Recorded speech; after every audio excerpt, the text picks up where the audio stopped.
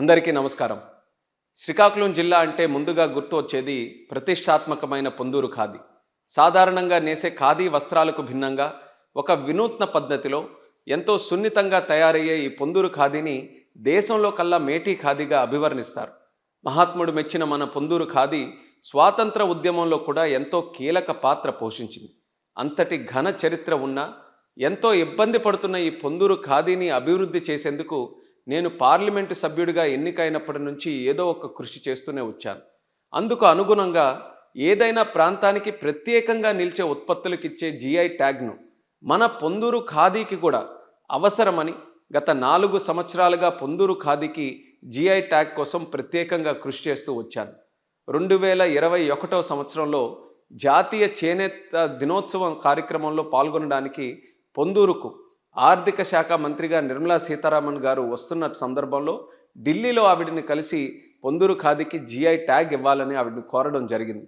ఈ GI tag ద్వారా నకిలీలను గుర్తించి ప్రాంతీయ ఉత్పత్తులకు చేనేత కార్మికులకు రక్షణ కల్పించి మెరుగైన మార్కెట్ సహకారం అందించే అవకాశం ఉంటుంది. అక్కడితో ఆగకుండా అవకాశం దొరికినప్పుడల్లా పార్లమెంట్లో కూడా పొందూరు ఖాదీ గురించి అభివృద్ధి గురించి కూడా నేను చెప్పాను. 2022 సంవత్సరం వర్షాకాల సమావేశాలు నేను అడిగిన ప్రశ్నకు బదులిస్తూ Khadi village and industries commission KVIC ద్వారా తొలిసారి పొందూరు ఖాదీకి జిఐ ట్యాగ్ అప్లికేషన్ సమర్పించబడిందని కూడా ఆనాడు తెలిపారు. అదే సంవత్సరం శీతాకాల సమావేశాల్లో కూడా రూల్ 377 ద్వారా అవకాశం వచ్చినప్పుడు పొందూరు ఖాదీని అభివృద్ధి చేయాలని పార్లమెంటు వేదికగా కోరాను. ఇలా గత 4 సంవత్సరాల ప్రయాణంలో అనేక సమావేశాల్లో పాల్గొని అధికారులకు రిప్రజెంటేషన్ సమర్పించి అవకాశం వచ్చినప్పుడల్లా ఫాలోఅప్స్ చేసుకొని పొందూరు ఖాదీకి జిఐ ట్యాగ్ కోసం ఎంతో కృషి చేశాను. నేడు ఎన్నో సంవత్సరాలు కష్టపడ్డ శ్రమకు ఫలితంగా మన చేనేత కార్మికులు వారసత్వానికి కష్టానికి సత్కారంగా కేంద్ర ప్రభుత్వంలోని జాగ్రఫికల్ ఇండికేషన్ రిజిస్ట్రీస్ వారు పొందూరు ఖాదీకి ప్రతిష్టాత్మకమైన జియో ట్యాగ్ని అందించారు. ఎన్నో అడుగులు, ఎన్నో ప్రయత్నాలు ఇవన్నీ కలిసి ఈరోజు ఫలితం ఇచ్చాయి. ఈరోజు నాకు మాత్రమే కాదు, పొందూరులో బట్టనేసిన ప్రతి కుటుంబానికి, ప్రతి చేతికి, ప్రతి నూలు పోగుకి ఒక చరిత్రాత్మక రోజు. ఇది యావత్ శ్రీకాకుళం జిల్లా గర్వపడాల్సిన క్షణం. మన రాష్ట్రం నుండి ఉన్న తిరుపతి లడ్డు, కొండపల్లి బొమ్మలు, బొబ్బిలి వీణ వంటి ప్రతిష్టాత్మక ఉత్పత్తులు పక్కనే నేడు పొందూరు ఖాదీ కూడా స్థానం పొందింది. ఈ ప్రయాణంలో సహకారం అందించిన ఖాదీ అండ్ విలేజ్ ఇండస్ట్రీస్ కమిషన్కు, ఆంధ్ర ఫైన్ ఖాదీ కార్మిక అభివృద్ధి సంఘంకు కృతజ్ఞతలు తెలియజేస్తున్నాను. అలానే వోకల్ ఫర్ లోకల్ అన్న నినాదంతో దేశవ్యాప్తంగా సాంప్రదాయ కళలను ప్రోత్సహిస్తున్న ప్రధానమంత్రి నరేంద్ర మోదీ గారికి, పొందూరు ఖాదీ అభివృద్ధి కోసం నిరంతరం సహకారం అందిస్తున్న ముఖ్యమంత్రి నారా చంద్రబాబు నాయుడు గారికి ఈ సందర్భంగా హృదయపూర్వక ధన్యవాదాలు తెలియజేస్తున్నాను. అయితే ఇది మా ప్రయాణానికి ముగింపు కాదు, ఇది ఆరంభం మాత్రమే.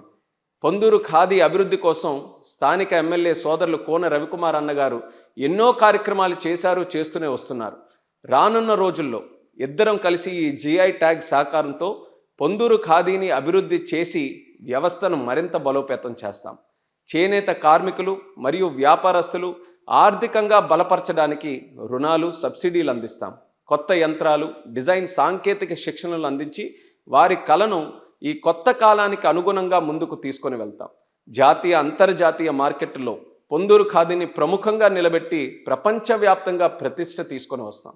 మన పొందూరు చేనేత కార్మికులను నేను చెప్పదలుచుకున్న మాట ఒక్కటే, ఇది కేవలం ఓ వస్త్రానికి దక్కిన గుర్తింపు కాదు. మీకు మీ సాంప్రదాయాన్ని మీరందరూ కూడా వదులుకోకుండా ఎన్నో కష్టాలు వచ్చినా మీ కళను నిలబెట్టారు.